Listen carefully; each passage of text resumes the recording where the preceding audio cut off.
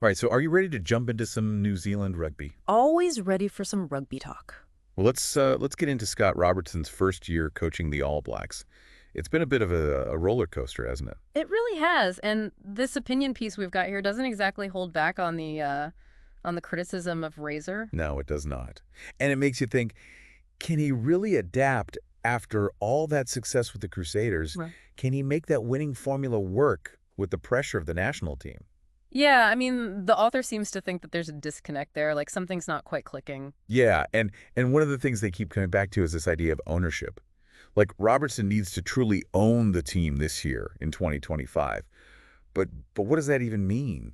You know? Yeah, it's a powerful phrase, but what does it actually look like in practice? On the field, in the locker room, with the media? It's not like a step-by-step guide, is it? Not at all. It's like a challenge almost to Robertson and to us to figure out what ownership means in this context. Exactly. And it's interesting because, Robertson's got this reputation, right, from the Crusaders. He's this innovative, high-energy guy, breakdancing celebrations and all that. Yeah, I mean, you can't forget the breakdancing. Right. But the author argues that he's been strangely subdued with the All Blacks, like almost hesitant. Yeah, it's almost like he's trying to fit into a mold instead of breaking it, which is so not his style. And the article even points to some specific examples, like the team selections. They call them confusing at times. Mm-hmm.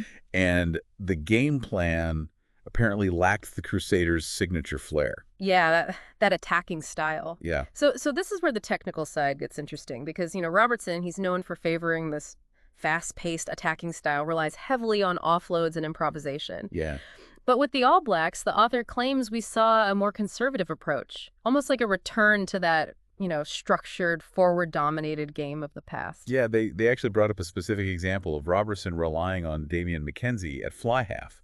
Oh, yeah. How'd that work out for him? Yeah, well, apparently not so well. McKenzie's a brilliant talent, no doubt, but maybe not suited for that traditional playmaking role. It's not just about the individual players, it's about the system, the whole system.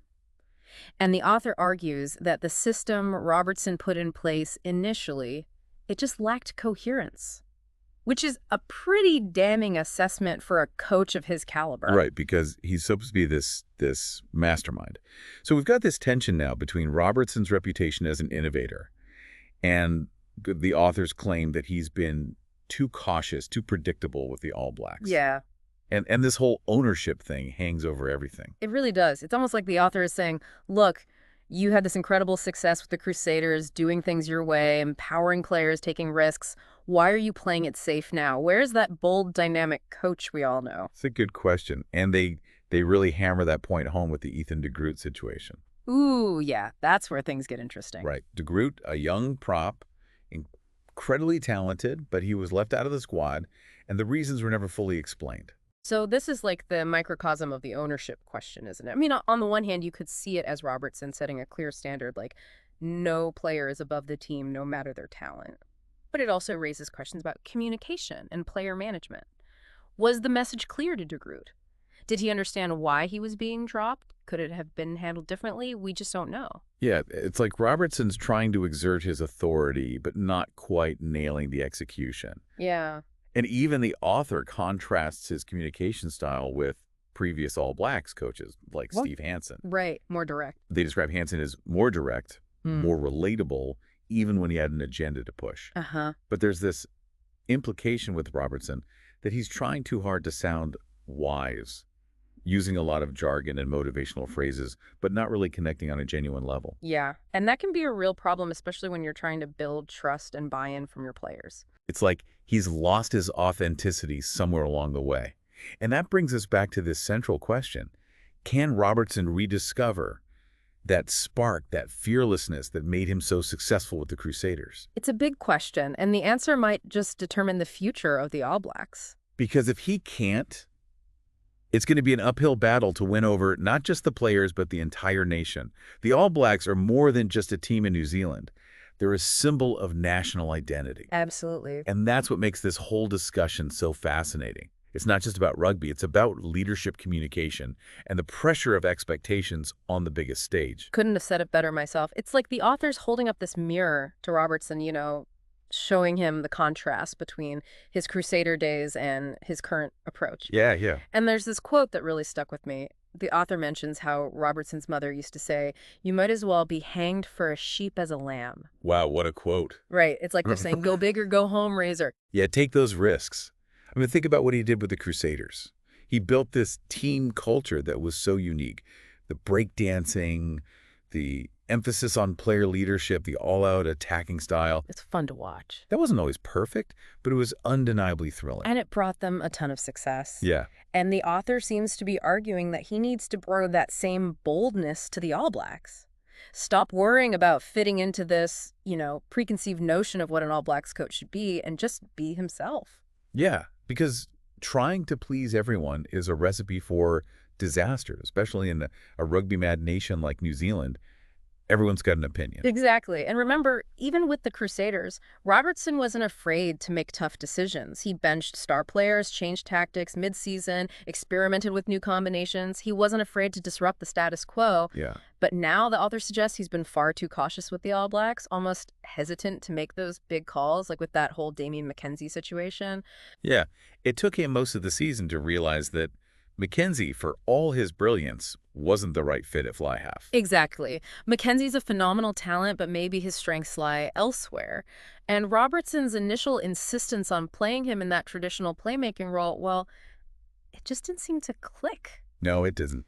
And the article argues that this reluctance to shake things up is a sign that Robertson isn't fully owning the team.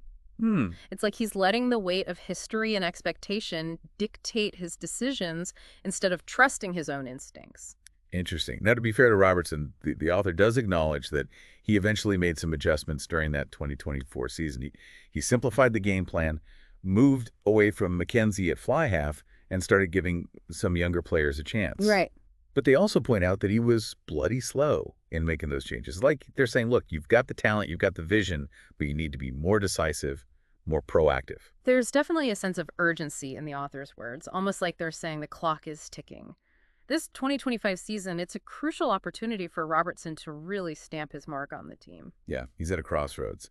He can either continue to play it safe, try to appease the critics, and risk becoming another forgettable All Blacks coach, or he can embrace that hang-for-a-sheep mentality, go all in on his own vision, and potentially create something truly special. And that's the beauty of this whole discussion. It goes beyond the X's and O's of rugby. It touches on those fundamental questions of leadership, self-belief, and the courage to stay true to your own path, even when faced with immense pressure. And for us, as observers, it's a chance to reflect on those same questions in our own lives. What does it mean to truly own our work, our relationships, our dreams?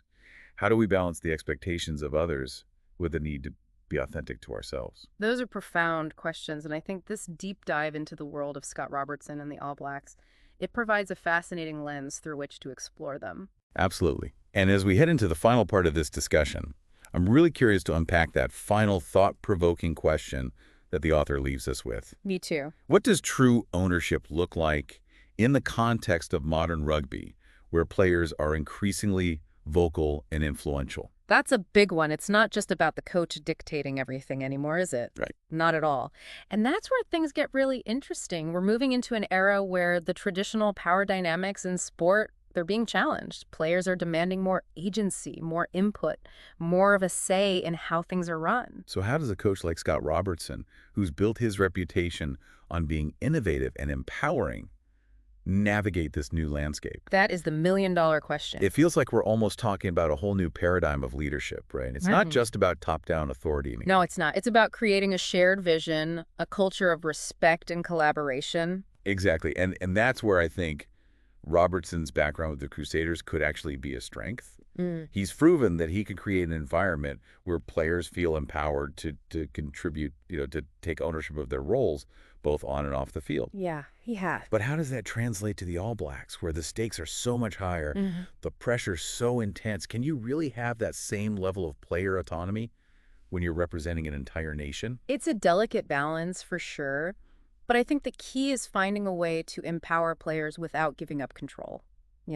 It's about setting those clear expectations, establishing a framework for decision-making, but then also giving players the freedom to express themselves within that framework. So it's not about letting the players just run the show, but about giving them a voice. Right. Give them a voice, a sense of ownership in the process. And that takes us back to the author's critique of Robertson's communication style.